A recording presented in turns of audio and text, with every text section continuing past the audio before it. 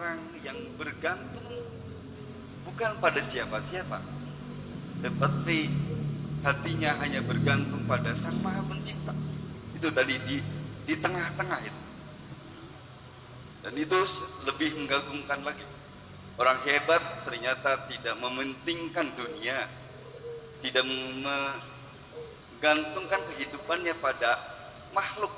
Tapi orang hebat menurut Buya dalam puisi ini adalah orang yang selalu menggantungkan segala hal kehidupannya pada yang menciptakan kehidupan ini. Itu yang kriteria yang kedua. Yang ketiga, kata Buya yang puisi ini orang hebat adalah, saya lupa lagi coy. Ada yang ketiga itu. Nanti saya sampaikan. Kedua, Buya saya mensoroti pembukaan tadi waktu di dalil Quran dibuka. Buya menyampaikan bahwa salah satu tanda orang yang cinta kepada Allah, beriman kepada Allah adalah mengikuti Rasulnya. Cinta taat pada Rasul itu bukti cinta kepada Allah. Itu dalam pembukaan tadi awal. Saya menafsirkan artinya ketika kita akan mengejar cinta kepada Allah, tentu koridor atau pintu yang harus kita lalui adalah cinta kepada Rasul.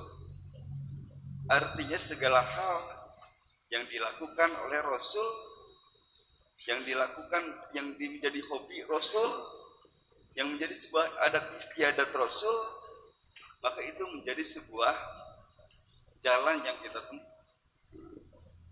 Saya menyimpulkan begitu, Bu ya.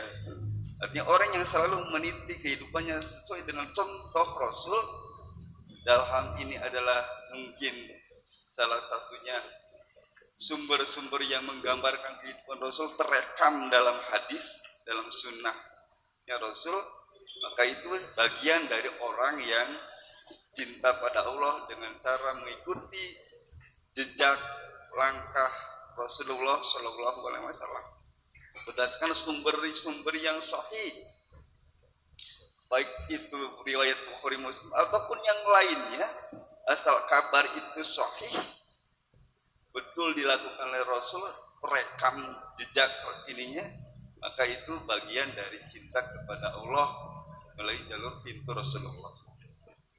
Nah, itu Bu ya, mungkin itu mohon penjelasan lebih dalam terkait ini. Saya khawatir kalau kita selalu mengkritisi umumnya keberadaan sabda-sabda Rasul umumnya terkikis satu persatu, saya khawatir juga kita tidak cinta pada Rasul. Ada kekhawatiran gitu Ibu ya? Begitu. Itu saja mungkin. Terima kasih. Assalamualaikum warahmatullahi wabarakatuh. Assalamualaikum. Ya, baik.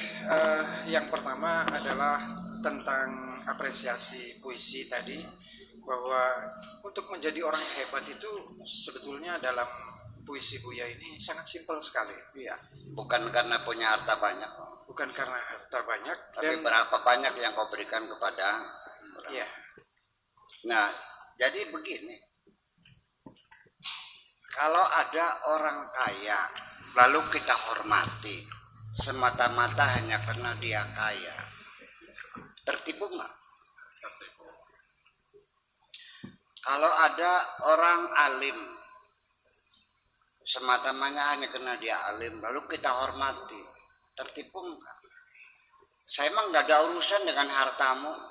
Kalau kamu nyemedit ngapain? Saya hormat kepada kamu kalau hartamu kau manfaatkan untuk membantu mereka yang susah di dunia ini. Segudang ilmu yang kau miliki, meskipun kau alim alama, kan tapi kalau ilmumu tidak digelar kepada masyarakatmu, nggak ada urusan aku harus menghormati kamu. Betul nggak? Ya. ngeliat cewek cantik juga kalau nggak bisa dipegang ngapain? Oh, iya jelas tuh ya. Ngapain iya. Ngapain?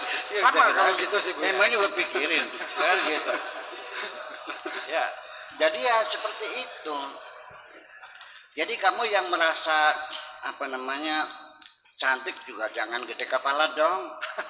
Belum tentu orang senang sama kamu semua kok. Iya. Ya kan begitu. Iya. Kamu juga yang kaya jangan berharap penghormatan karena kamu kaya. Tetapi realita di lapangan orang yang tertipu itu banyak. Termasuk kiai yang berceramah di atas mimbar juga mengatakannya begini. Kiai zaman sekarang harus kaya, kalau tidak kaya tidak dihormati. Iya. Jadi ketertipuannya ditularkan kepada orang lain. Gitu. Ya saya merasakan masuk restoran pakai mobilnya buruk, mobil Kijang Komando tahun 82 tuh, yang udah bunyi semua kaprak-kaprak semua ya tuh.